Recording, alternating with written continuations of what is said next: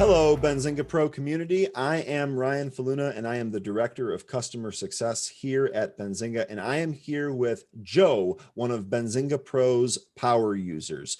Joe, how you doing today? Doing really good today, Ryan. How are you? I'm doing really awesome. Thanks for asking. Joe and I hang out in the happy hour every day, and we end up learning a lot from each other. So I wanted to go ahead and kind of ask him a few questions here. So first, Joe, can you tell me what your best or your biggest win is using Benzinga Pro? I use Benzinga Pro every day, so I can't really recall when my biggest or best win was, because as long as I escape the market every day green, then that's a win for me. And of course, I have down days too, but when I use Benzinga Pro, I feel like I have a lot more knowledge at my fingertips, so I have a better idea of when to get in or get out of a particular stock. It's really helpful just to, manage my day using Benzinga Pro. So I would say that there's really no one day I can think of. It's just an everyday thing for me that Benzinga Pro is a very helpful tool and that I use it. That's awesome. Do you have a best tip or anything in terms of using Benzinga Pro? Well, always have your newsfeed open because you never know when something really important is going to come up. I don't always have it open, but the Squawk is a very useful tool because sometimes you get news breaks there quicker than you do get into the newsfeed. And that's very important if you're going to be trading on the news. I think one of my favorite modules of Benzinga Pro is details because it's just a really easy snapshot of everything I want to know about a particular company. It has all the charting, the financials, and all the data that I want right in one window. But sometimes I do venture into the other ones like movers when I want to see how the market overall is doing. Yeah, absolutely. Squawk and details are probably two of my favorite tools as well. So I feel you there. Now, have you made any trades from the happy hour?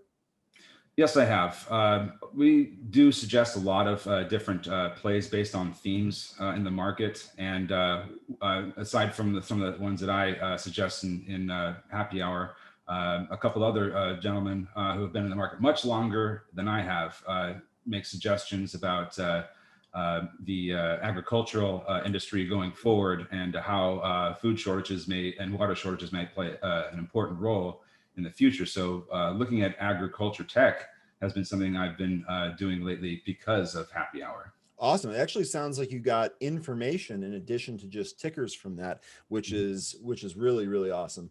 How did you get into trading and how long have you been trading for? I started trading about a year ago, and it was around the time when I first discovered Benzinga. I was already in the market doing long-term holds for retirement. So you have your large cap stocks like Microsoft, Verizon, ones that tend to move a lot slower than these lower float ones. They pay dividends, and to me, that's attractive if I'm going to be holding something for that long. But when the pandemic started happening and I found myself home a lot more, not able to go out and do the things that I was interested at the time, I tried my hand at getting some more income through trading. And YouTube decided one day that I might like this show called Pre-Market Prep. That's how I found Benzinga. And ever since then, it's just been a love relationship. I absolutely enjoy everybody at Benzinga and getting all the information I can from Jason and Luke and you. So it's just been very, very helpful to help perpetuate my my trading career because I get all the information I need.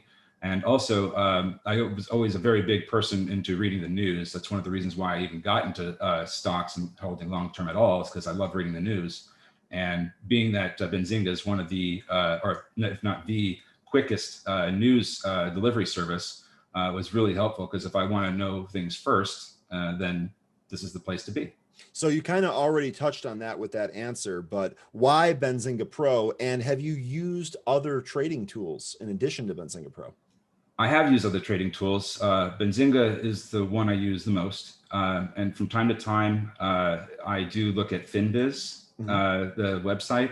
And when I was trying to figure out how to do trading and learn from Benzinga and other sources, I also picked up Trade Ideas. Mhm. but I won't be renewing my subscription with them because I don't have the use for their platform. It doesn't.